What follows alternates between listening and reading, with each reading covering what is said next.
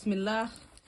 وان سلام يا walaalkay Abakar Ali Cabdi on leeyahay thank you very much marka hore waxaan u mahad celinayaa Allah marka labaadna walaalkay Abakar oo ii fududeeyay inaan online ka dalbado alaabtii Tianis markaas waxa weeyaan Tianis Lipton tea kaasina waxa weeyaan coffee ma sha Allah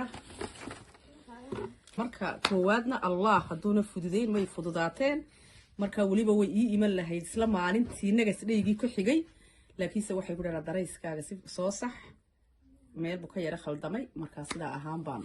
iiga yar raagtay waa kaas thank you very much aadna waan u faraxsanahay siday u shaqeeyaan tiyaan service-kooga iyo ma aragtay ablaynada iyo dhinac walba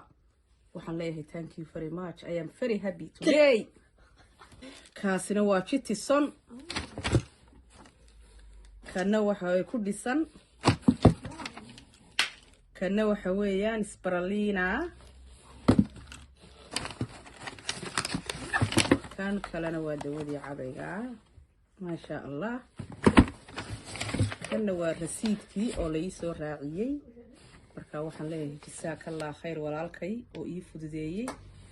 marka labaad baan isaga u mahad celinayaa